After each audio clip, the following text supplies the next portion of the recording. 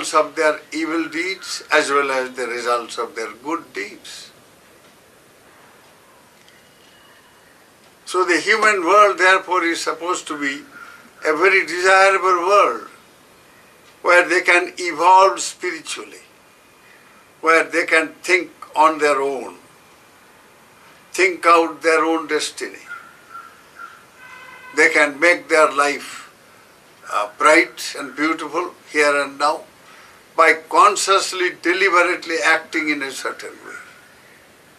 Even it may be that a human being is born in a very poor family and miserable circumstances. But then, if this human being, this person is motivated in a higher, with some higher motives and lives a very noble life, undergoes all kinds of suffering in order to purify his life and make his life worthwhile and good for everybody. For the good of the world he or she works. So such a human being here and now, you see, by the conduct of a higher type of conduct, you see, fashions a life which will make an end of all karma, all action. The fourth type.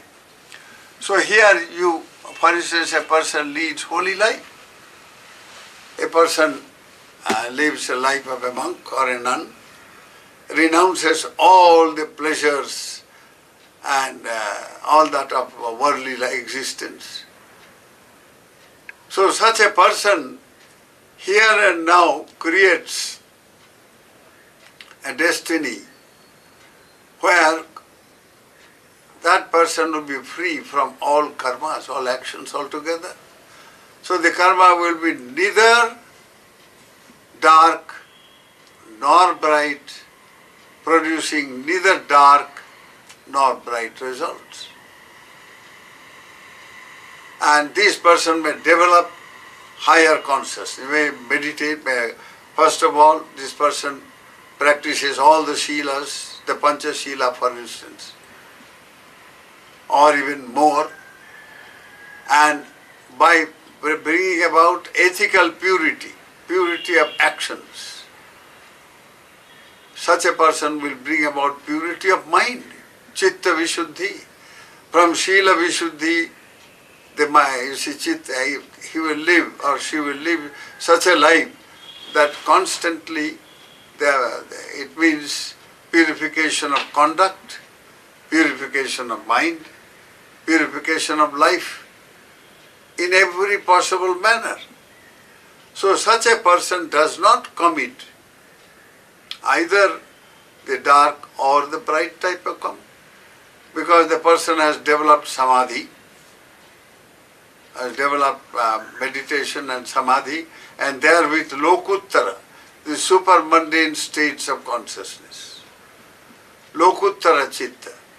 By developing lokuttara chitta through vipassana meditation, first of all the person meditates to calm down the mind, samatha meditation. And by calming down the mind attains a state of stability and strength, very powerful strength. With that, mind develops the vipassana meditation, whereby he or she can penetrate into the ultimate nature of everything that exists, into the nature of the mind itself, and penetrates into the ultimate nature means what? Penetrating into the reality of the law of impermanence. Everything in the world is impermanent. When human beings forget that they get involved in actions which are dark, or if they are forgetful of this law of impermanence, though they may do a lot of good deeds, they may have their panchashila, they may meditate also, but with a lot of thought of I and so on, or seeking, for instance, meditate or do punya karma of all kinds to be born in the divine world. So they are doing good deeds, good things, bright karma. But then the aim, the goal is not Lokuttara. It is Lokiya. So they are born in the divine world, all right, or in the Brahma world, no question about that. But then that world also comes to an end. As I mentioned at the beginning of the talk, that these so-called happy, bright worlds, as a result of bright actions, they are happy, no doubt, but happy and in what sense? In the sense of enjoyment of, let's say, blessings, blissful existence. But then life itself comes to an end there also. So and then they can be born at a lower plane. So no certainty of final release there. But by developing the vipassana meditation, when you penetrate into the true nature of everything in the universe, the nature of impermanence, therefore instability basically unsatisfactory. When you realize that and you go beyond, you see, the craving for anything of the world, in any plane of existence, whether dark or bright or any, or a combination of both. You seek nothing but the ultimate peace of Nibbana. Once that becomes the goal, then whatever action you do is bound to be something which is not productive of any loka, but lokuttara. When your motivation is Nibbana, spiritual liberation, freedom from all craving and the suffering that craving brings, freedom from every plane of existence and the worldly existence and the suffering that worldly existence brings. With that motivation, once you live and act, that is the fourth type of neither bright nor dark, producing neither bright nor dark results.